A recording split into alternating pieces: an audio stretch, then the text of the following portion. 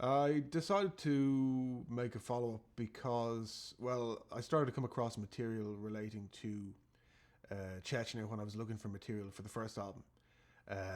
I was looking online for jihadi videos, Muslim insurgent videos, and I started to find in amongst the ones that I was finding from Iraq and Afghanistan, I found ones that appeared to be were in a sort of snowbound territory and featured guys who looked kind of like Russian Cossacks, so far as I could tell, and that had sort of strange, crazy accordion music in the background.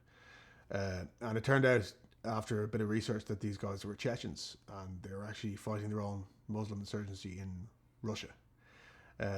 So I was pretty intrigued by that because it was like a whole different theatre of what I had been led to believe was, this kind of war on terror, this clash of civilizations or whatever.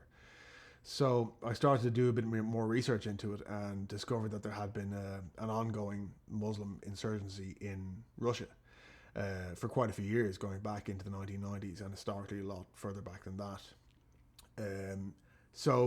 Reading about it, I just started to discover about the whole world of the Caucasus, that there were basically all these countries and peoples and languages, probably the most varied linguistic and ethnic area on the planet, in a very concentrated, a very small space in the Caucasus.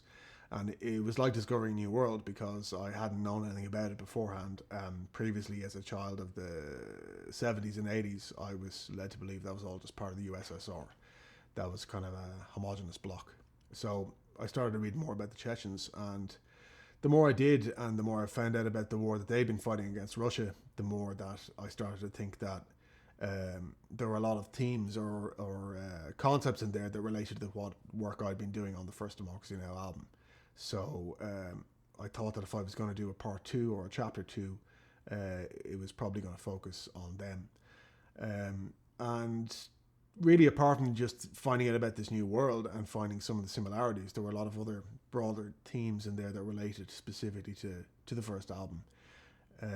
The idea of not just this clash of civilizations between East and West or whatever. I mean, we'd been brought up to believe when I was a kid that Russia was it was the Soviet Union, it was communist, it was kind of seen from our point of view as the enemy.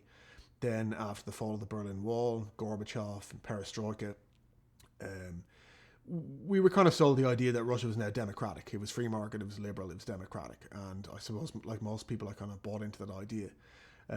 So really what I discovered what had been happening in Chechnya was that these guys had been resisting Russian colonization for centuries. And that they were Islamic, but they had a kind of particular version of Islam they tailored to their own needs. And that they also had a kind of anarchic society, really. They were famous for their resistance to Russia and for their defiance of the Russians. And even the famous Gulag political prisoner Solzhenitsyn had talked about how the Chechens were the only ones to resist Russian domination as an entire people. He remarked upon that when he'd been sent into exile, because the Chechens had also been sent into exile. Stalin had sent the entire people, deported all of them at the height of World War II.